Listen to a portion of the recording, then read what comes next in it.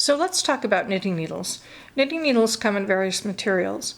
The most common are the aluminum, the wood, and the bamboo. Personally, I prefer the wood or the bamboo. To me, the aluminum can be a little too slippery, but it actually depends on what kind of yarn you're using. If you're using mohair or something that's kind of fuzzy, sticky, whatever you want to call it, sometimes it's easiest to work with it on the aluminum needle. And I actually like to use a circular needle, whether it's needed or not. One of the reasons I like to use a circular needle is at the end of the day, I can push all of my work down to the middle and I don't lose any stitches. The other reason is when I'm done a row, I can open my work up and see what it looks like, which is somewhat easier than if you're just doing the typical needle. Double-pointed needles are a necessity if you're going to start knitting in the round. So with a circular needle, you have to get the work to that beginning dimension so that you can actually work on it. So until you get it to that size with the connector, you have to do it in double-pointed needles, and they come in various sizes as well. They also can take the place of a cable needle. So here's a cable needle, and what will happen is if you're working along and the pattern says slip 3 to the cable needle and hold it in the back of your work or in the front of your work, then knit another 3, then knit the stitches on the cable needle. That's how you get that twist in the cable. So you can use a double-pointed needle in lieu of a cable needle. It's a little trickier, but because it doesn't have this shelf for it to rest on.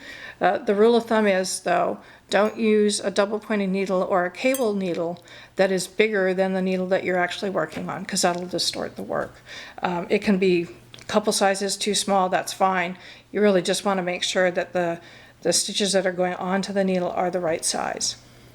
So how do you know what size they are? Well, the aluminum needles have heads on the top, and the bamboo needles, and this is a little bit of an over-exaggeration, the bamboo needles have the size on the side of the wood.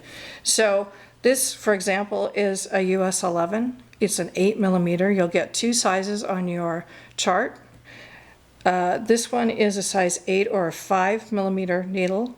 This is a US size 2 or a 2.75mm needle. And this small bamboo is a US 6 or 4mm, and the huge one is a US 19 or 15mm. So all easy to work with, easy to find the gauge. There's a quick trick. If you have a set of needles, for instance, if you're tired of trying to read the bamboo size, when you get them, take a piece of blue tape, and as small as you can, obviously. You're gonna have to write it on. Just wrap the tape around once or twice, because you're really never gonna have your stitches up there. But as long as you can read it, then that serves the purpose.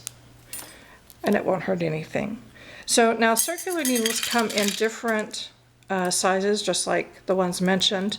What you're looking for in a circular needle is the connector piece. And they can go up to 36 inches from the end of the needle to the other end of the needle, which if you're working on an afghan or something, and again you need that room, then that's what you would need it for. So if you have a needle that you don't know what the size is, there's actually a needle guide that you can buy. I don't have one, but it's like a card and it has holes in various sizes working all the way up, and you slip the needle into the hole and then it'll tell you what the size is. So hopefully that helps out.